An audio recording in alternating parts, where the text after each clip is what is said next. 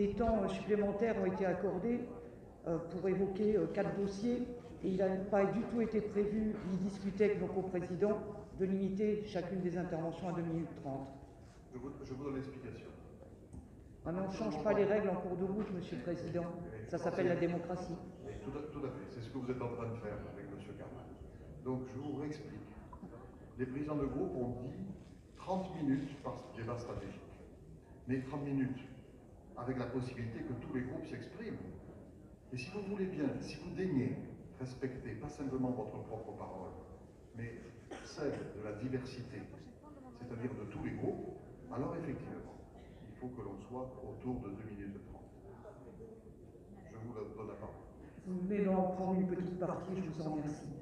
Donc, Monsieur le Président, Mesdames, Messieurs, chers collègues, avant-hier, en conseil municipal, alors que nous devions déjà donner un avis sur l'enquête environnementale de la 3e ligne de métro, nous avons eu droit à un numéro de haute voltige. Vraiment, je vous félicite. L'objectif, c'était de détourner l'attention des trop nombreuses carences de cette enquête environnementale. Aimé Toulouse, votre groupe, tordant la vérité pour nous faire dire que nous serions contre une 3e ligne de métro. La technique.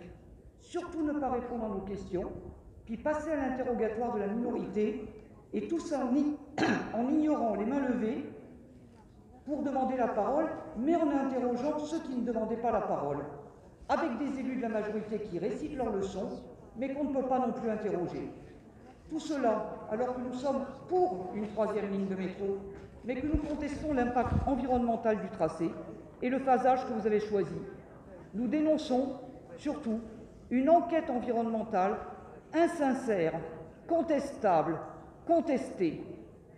Nous nous appuyons sur les analyses de plusieurs associations, dont celles qui ont obtenu de la justice l'annulation du PDU et du PLUiH, associations qui dénoncent des contradictions entre vos propres documents, vos réponses peu convaincantes aux recommandations de la MRAE de juin 2021, des arrachages d'arbres insuffisamment compensés, l'indisponibilité du tramway T2 pendant 3 ans, pas de lien avec un réseau express vélo, d'ailleurs très en retard, surtout une sous-estimation des émissions de gaz à effet de serre et une surévaluation des émissions de la flotte automobile évitée.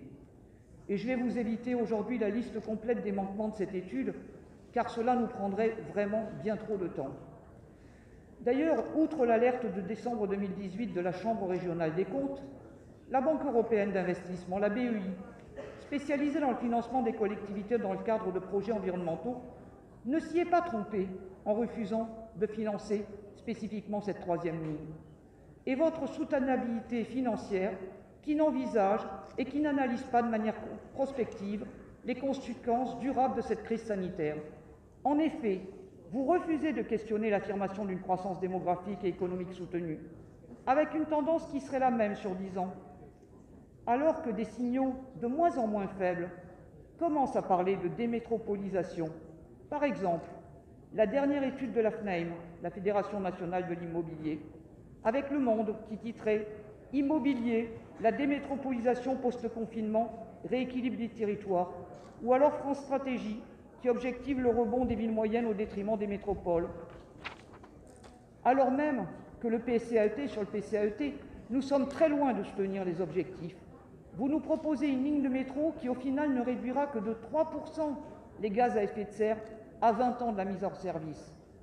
Le pompon aussi, puisque vous reconnaissez que le bilan carbone du... Vous êtes à plus de 4 minutes.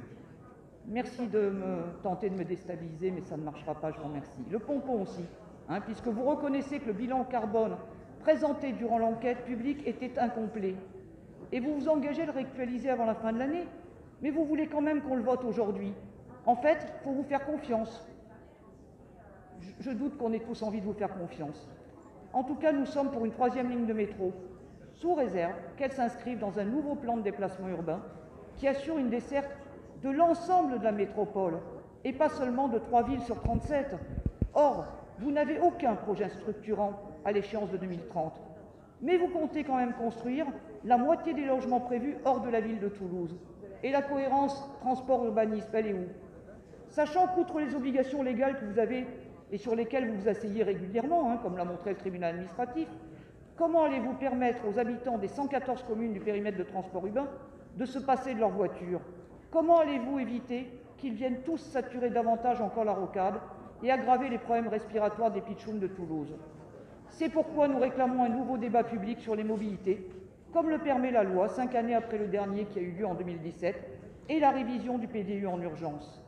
Et profitez-en pour nous communiquer enfin les études multimodales sur le projet RER et l'étude CITEC sur les villes. Et ne dites pas que ça dépend du préfet, car vous en avez la co-maîtrise. On va finir par croire que vous avez des choses à cacher. Merci.